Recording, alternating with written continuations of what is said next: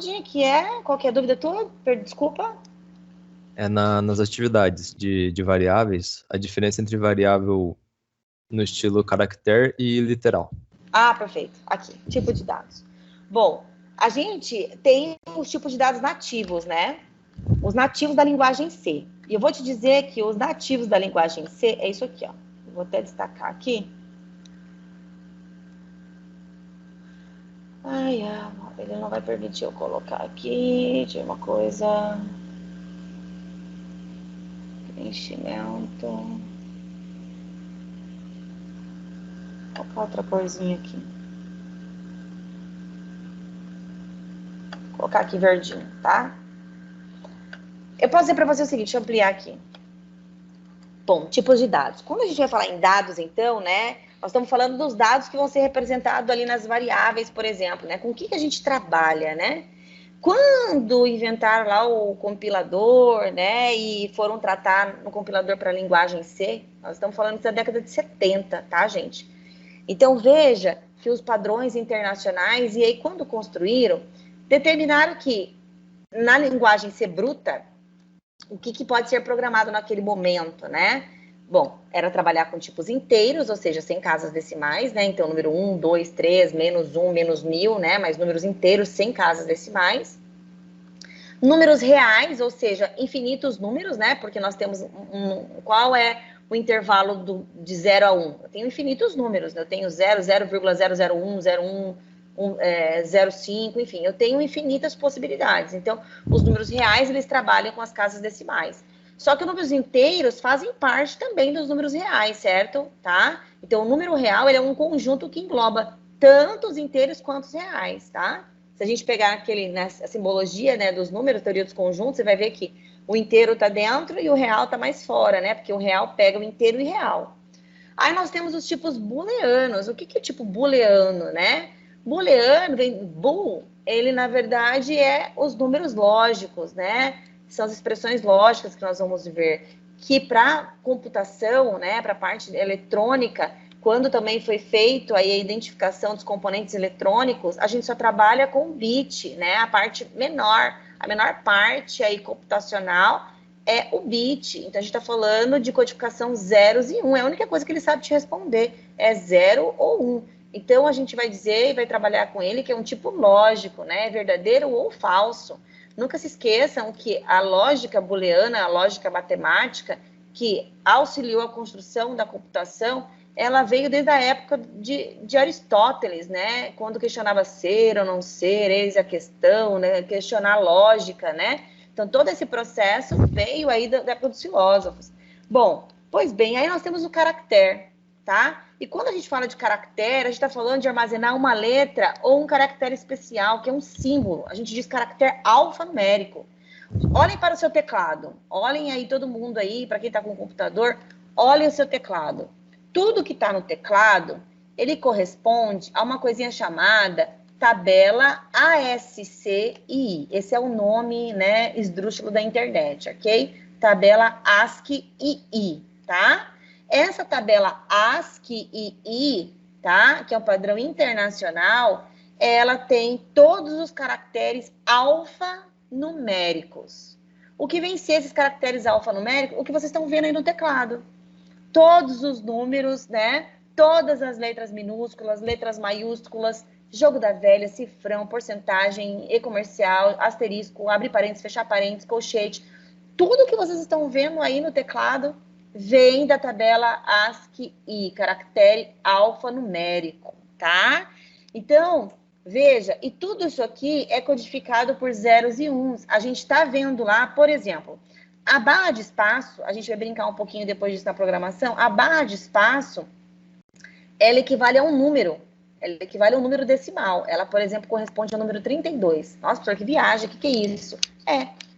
E lá para a máquina, esse 32 decimal, ela vai ter uma representação binária, tá? Ela vai ter uma representação binária, que é como a máquina identifica que o que você apertou a barra de espaço é um número de identificação lá, se eu quiser programar alguma coisa com a barra de espaço, que é o ralar bit, né? Que a gente diz lá, o cara que faz engenharia da computação, geralmente ele rala o bit porque ele vai programar para bit, tá? Ciência da computação, a gente está falando mais a nível de software, né? E engenharia da computação, a gente está falando mais a nível de hardware, tá?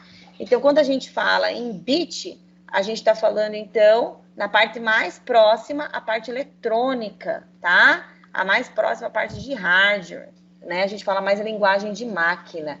A linguagem de máquina, né? A gente tem aí assembly, por exemplo, é a linguagem utilizada até hoje, né? Quem fez a mecatrônica, microcontroladores. Quem já usa mais alto nível, né? Uma linguagem mais próxima do usuário, como a linguagem C que nós vamos utilizar, é uma linguagem de alto nível, né? Quando a gente fala baixo nível é porque fala palavrão, professora? Não, não é porque fala palavrão, não. Baixo nível porque está mais próximo à máquina. Alto nível mais próximo ao usuário. Então, a linguagem C ou a linguagem C++, que nós vamos ver no segundo semestre, é uma linguagem mais próxima ao usuário, de entendimento mais próximo ao usuário. Então, é alto nível. Então, veja bem, o caractere, então, engloba os caracteres alfanumérico. E aí, vocês vão lembrar que, assim, ó, tem até um link também que eu postei lá da minha aula, que é ado a ado, cada um no seu quadrado. Cada variável, ela guarda apenas um valor armazenado naquele endereço de memória, que é o endereço de memória RAM, tá? Apenas um único valor. E aí, o que acontece? Falando nisso, a gente tem que postar, Sérgio, para lembrar depois para eles. A gente também vê o material para postar para eles o que é memória primária, secundária, processador, para dar uma geralzinha para eles também com relação a esse entendimento, né? Para quem nunca... Quem já viu até de informática aplicada já deve ter visto isso lá no começo da disciplina, né? E aí, o que acontece? Mas nós temos um tipo, que é o literal, que não faz parte do C bruto, tá? Ele não faz parte do C bruto, da linguagem C. Ele vem já do C++, né, de uma orientação objeto, porque construiu uma função, né, para fazer isso, que é o quê? Que é um texto. Então, por exemplo, Michele. A palavra Michele, ela tem a letra M-I-C-H-E-L-L-E. É um conjunto de letras, ou seja, um vetor de letras. Tá? É assim que nós vamos enxergar daqui para frente, ok? Então, um literal na linguagem C é um vetor, é uma construção, um conjunto de letras. E aí, então, para isso, a gente vai usar vetores, tá? Para poder fazer a simbologia, para entender que a palavra Michele é o conjunto, então, dessas letras. Mas, a princípio, nós vamos trabalhar com caractere, porque é mais simples para vocês e é a maneira como ele declara. A declaração de atributos, então... Diga, só um pode momento, ser. por favor. Deixa eu perguntar, você falou de vetor. Vetor, em matemática, em física, é uma reta que tem um tamanho, uma direção e um sentido. Mas e qual que... Não tem nada a ver com esse vetor, não? Ou vetor tem alguma correlação com o vetor físico? Tem a correlação de você ter uma linha reta e um conjunto de elementos. Por isso, não com relação a sentido e direção da física, tá? Certo. Não tem essa relação de direção e sentido só da para física. confirmar Isso. mesmo, tá bom. Você vai imaginar que aqui no vetor pra gente é exatamente essa fila, né? Essa linha reta, onde eu tenho várias posições de endereço de memória, como se fosse, eu sempre faço essa analogia, é um trem, tá? É um trem carregando vários vagões, tá? Esse é um vetor. E aí, cada vagão, você pode guardar uma letra. Cada vagãozinho você vai poder armazenar uma letra. E cada vagão é um endereço de memória, tá? É um endereço de memória RAM, ok? Um endereço de memória RAM. Lembre-se que memória RAM, ela é volátil, ela é rápida, mas ela é volátil. Então, você vai usar naquele momento, depois ela evapora, né? Acabou. Se você gravou, bem. Se você não gravou, evaporou, acabou. Porque essa é a ideia, né? Toda vez que a gente estiver fazendo um programa, você vai poder alterar os valores, né? Naquele momento, ele faz um cálculo com o valor, depois você vai trocar o valor, assim como a calculadora funciona no computador, tá? Certo? Quem estava me perguntando? Quem que estava me perguntando? Do quê? Agora, teu nome. Ah, Vitor. Vitor, eu. Só para eu começar a associar vocês aos nomes, tá? Para eu saber quem é quem. Certo, Victor? Mais alguma dúvida, Victor? Sim. Diga. Sim. Deixa eu botar uma coisa. Quando você tem uma... Vou fazer uma conversão, eu quero converter quilômetro por hora para metros por segundo. Aí eu vou falar lá. leia metro por hora e imprima o valor de metros por segundo e a fórmula de metro para quilômetro por hora para metro por segundo é dividir por 3,6. Isso. É para dividir por 3,6. Aí tá. Na minha entrada de dados seria quilômetro por hora e metros por segundo, certo? É a sua saída, né? Você quer dizer que a sua saída vai ser metros por segundo. A sua entrada é verdade, quilômetro por hora. Então, quilômetro por hora e 3,6, então, no caso. Quilômetro por hora e 3,6, porque eu vou ter que...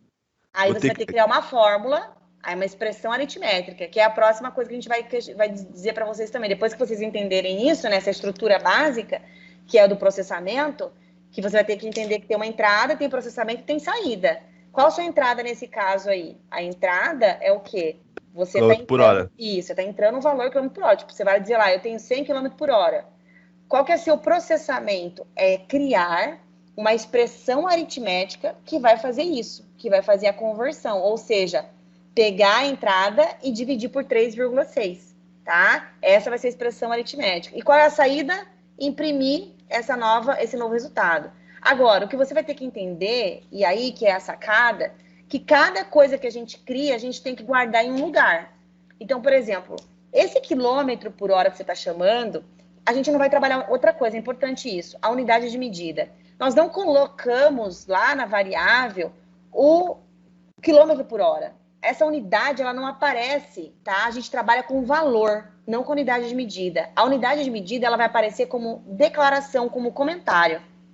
Tipo, aqui, ó, vou colocar aqui no chat para vocês, tá? Por exemplo, você vai criar uma variável quilômetro por hora. Como é que você vai poder chamar uma variável assim? Me dá um nome. Você não vai colocar quilômetro barra hora, porque não vai aceitar. O compilador vai entender que você está colocando um monte ali de letras. Não vai ficar, talvez, muito legal, né? Então, a gente pode ter um outro tipo de nome de entrada. Imaginar um nome para essa entrada, né? O que poderia ser? X e Y, por exemplo. Mas não é muito adequado, né? Também porque o certo é a gente apropriar o nome mais próximo da realidade. Mas tudo bem, vamos só para a gente começar aqui, imaginar aqui. Vamos supor que você vai dizer para mim que a velocidade, nesse caso, seria o quê? A velocidade, você quer trabalhar números reais ou números inteiros? Números inteiros, vai. Então, vamos supor, como é que a gente declara uma variável, que vocês viram lá na variável, né? Primeira coisa que a gente tem que fazer é identificar o tipo da variável. Nesse caso, supondo que ela é inteiro. Então, a primeira coisa que coloca, ó, eu vou colocar int. Int tem a ver para dizer que ela é inteiro. Então, vamos dizer que é x, int x, tá? Int x. Declarei minha variável, vou colocar ponto e vírgula e vou colocar um barra, eu já vou dar ok, vocês vão verificar aí, tá? Vou colocar assim, ó, velocidade em quilômetro por hora. Não gostei do x, mas depois a gente pensa outro, ó. É um ponto e vírgula ali, é porque tá difícil para vocês verem. Vou dar aqui, ó, dar um enter. Ó, int x, ponto e vírgula, tá? Vou colocar barra, velocidade em quilômetro por hora.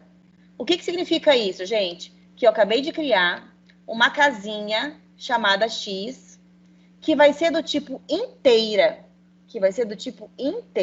Tá? Isso que é importante, na verdade, aqui nessa linha. Barra, quando coloca barra, ele vai ficar azulzinho depois lá na codificação, porque significa comentário. E aí significa que eu estou declarando uma variável que tem referência à velocidade em quilômetro por hora. Professora, mas aonde vai aparecer esse quilômetro por hora? Como é que o usuário vai saber? Quando você criar o software, a interface do software, lá você coloca isso, ok? Lá que vai aparecer uma caixinha que você vai colocar que é quilômetro por hora. Isso já faz parte de quem vai fazer interfaceamento, tá? O software, a carcaça à frente. A gente aqui está preocupado por detrás, tá? Por trás dos bastidores, ok? Nós estamos fazendo programação por detrás dessa carcaça da interface, ok? Então, aonde que coloca essa informação? Lá na carcaça. E para nós, a gente coloca onde aqui como programadora? No comentário. Porque quando a pessoa que for responsável por fazer a interface, ela vai ver lá nos comentários que isso é uma unidade de medida de quilômetro por hora, ok? Para nós, o que importa não é o quilômetro por hora. Para a gente, o que importa é o que? O valor. O valor e a lógica. Claro que a lógica vai interferir, porque você quer fazer uma transformação de quilômetro por hora para metro por segundo, e a gente sabe que é dividindo por 3,6, tá? Mas por isso. Mas isso vai estar onde? Nos comentários. os comentários. Aí depois, no entrar de dados, você vai colocar só o X, e depois do processamento você vai pegar o X dividido por 3,6, e no resultado vai ser o Y, que eu vou dar o nome da variável de int Y igual a metros por segundo. Isso, olha lá, eu vou ler o X, eu vou colocar em forma de algoritmo aqui para vocês, tá? Ó, eu vou ler o X, ó, eu leio o X, certo? Vocês vão ter criado também o int Y, né? Não pode esquecer do int Y, porque o Y vai ser para guardar, eu vou até colocar aqui, ó, o Y vai ser para guardar a velocidade, ó, velocidade em metros por segundo, tá? Então aqui você vai ter que criar uma variável, vai ter que criar uma caixinha, né? Porque senão eu vou sobrescrever, não posso perder o valor de Y e nem perder o valor de X, porque se eu quiser fazer uma comparação, imprimir na tela o valor de X também. Então, você vai dizer que Y é igual, agora eu vou fazer o processamento, ó. Até então aqui, ó, foi entrada, né? O ler já é processamento, tá, gente? É que eu tinha esquecido de colocar o int Y ali. Mas o int X e o int Y são entradas. O ler X e já fazer expressão aritmética já é um processamento. Então, eu vou vir aqui, por exemplo, X, né? Y, que é igual a X, dividido lá por 3,6, né? Ponto e vírgula lá, tá? Então, quer dizer, aqui, ó, já é o meu processamento, ok? Já é meu processamento, tá? E aí, eu vou mandar lá, mostrar, ó, mostrar Y, por exemplo. Mostrar Y, ó. Mostrar Y. Quer dizer, a carcaça aqui do meu algoritmo seria mais ou menos isso, ok? Tá? De uma forma bem sutil para vocês, a gente teria essa sequência de passos aqui para resolver esse problema que era fazer a conversão de quilômetro por hora para metros por segundo, tá? Então, de forma sucinta, assim que nós faríamos em programação, tá? Em algoritmo. Então, veja, gente, eu sei que talvez pode ser que alguns estão perdidos porque não assistiu a videoaula, tá? Por isso que assistam na sequência. Primeiro vocês vão assistir lá desde a semana passada para entender por que é importante a linguagem de programação. E aí vocês vão assistir esse bloco. Esse primeiro bloco é exatamente para dar uma noção geral aí desse processo todo, tá? Tanto que quando a gente fala de variáveis e processamento, a gente está falando já do finalzinho lá do bloco, ok? Da dúvida do Victor, tá bom? Mas tem que assistir as videoaulas para poder compreender o que a gente, inclusive, está dizendo aqui, tá? Tá certo, Victor? Certo, professora, obrigado. Por nada. Professora, mudou no ar, tá? Opa, ótimo. A Laísa também perguntou, tinha 3 atividades, se eu não me engano, uma lista de algoritmo, fluxograma e uma de variáveis.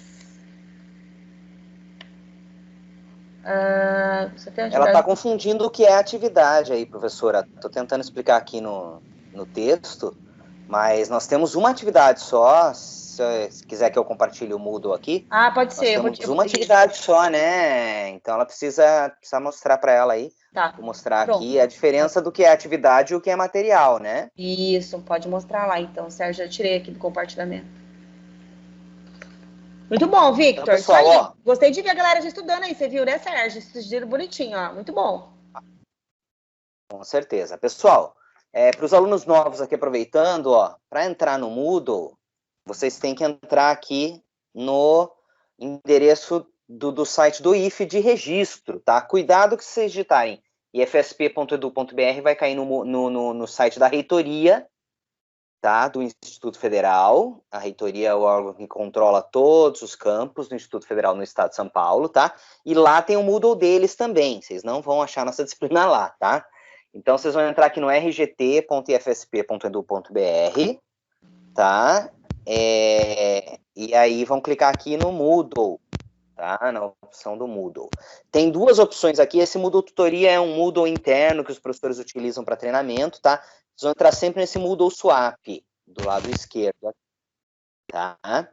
E o acesso ao Moodle, eu vou até ter que fazer aqui novamente, porque o meu já está logado, ele já vai cair direto dentro do Moodle aqui, tá? Então, deixa eu sair do Moodle para mostrar para vocês como que é o login ao Moodle, tá? Vale lembrar que quem não tem acesso ao Swap ainda não consegue acessar o Moodle, tá?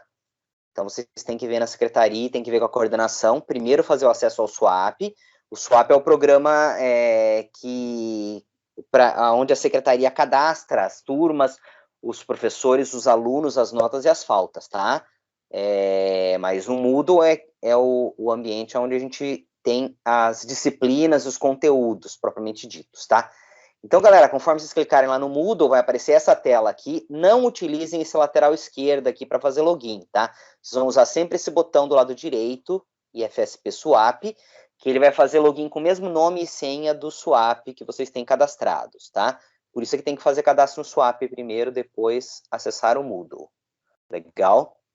Ele vai abrir uma tela aqui com várias disciplinas, inclusive as minhas que vão aparecer aqui são diferentes das de vocês, tá? Essa lista aqui da parte de baixo vai ser diferente também, mas vocês vão procurar aí a disciplina LPU-P1, tá? Que é a linguagem de programação 1. Legal. E aí vai aparecer a nossa disciplina, tá? Então aqui, galera, na parte superior, a trilha formativa, ela vai ficar sempre fixa aqui, tá? A parte de baixo é que vai mudar, tá? Que nós vamos ter aqui um botãozinho para cada conteúdo, tá? Nós só temos o primeiro botãozinho aqui por enquanto. Legal, apresentação dos professores. O plano de aulas aqui na parte superior, tá? Aqui explicando como que serão as frequências e as notas.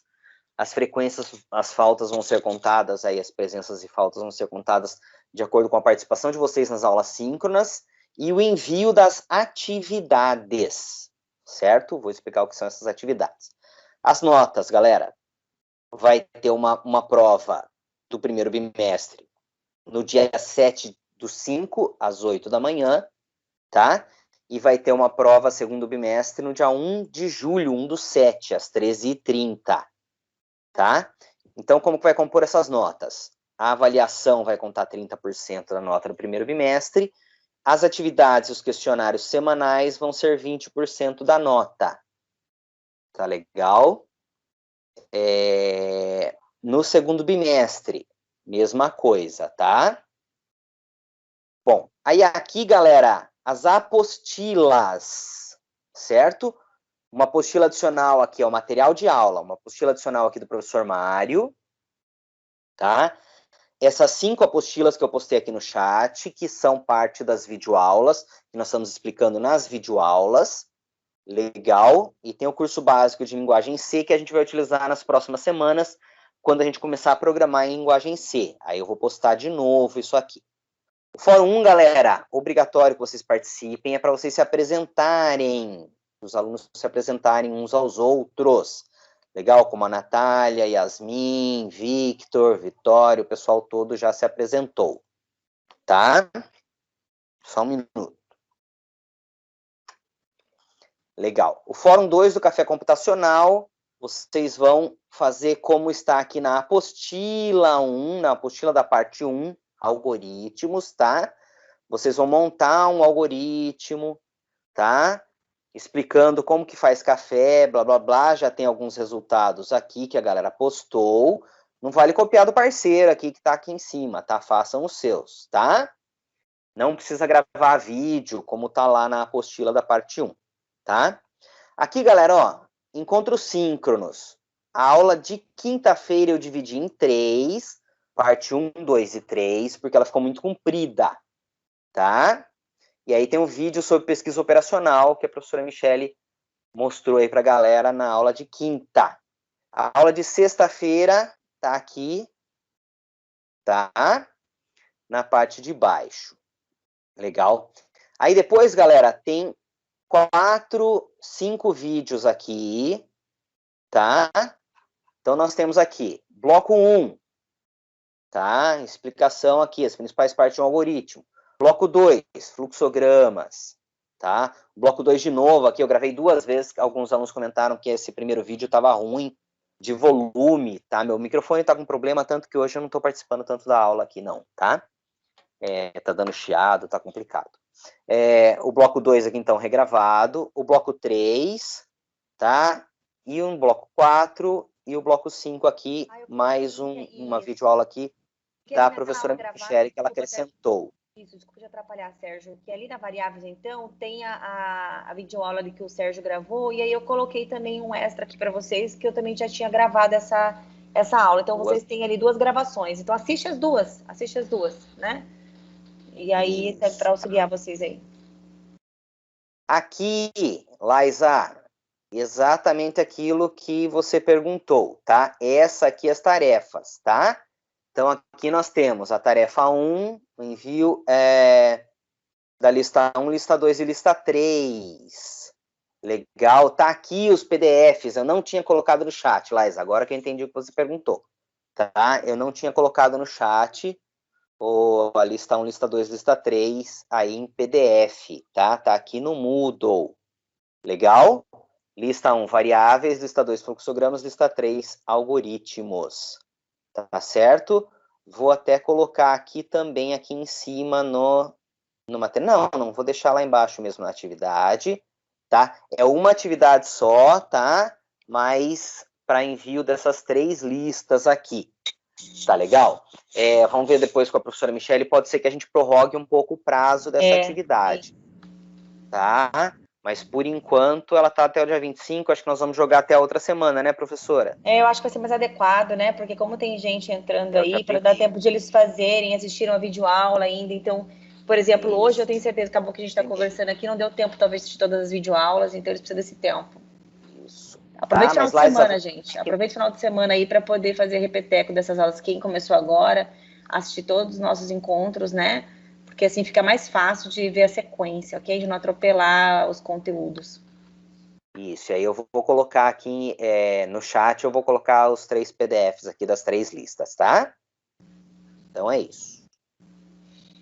Ótimo. Alguma dúvida, gente? Nosso encontro síncrono, na verdade, até deu horário, mas podem tirar ainda alguma dúvida antes de a gente estar encerrando. Fiquem à vontade.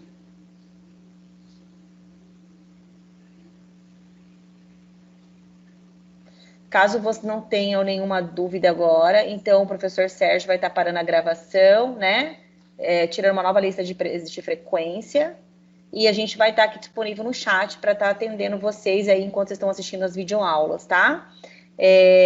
Não desliguem aqui e vão voltar para a cama não, gente, tá? Vocês desliguem aqui, mas continuem e vão assistir todas as videoaulas, ok?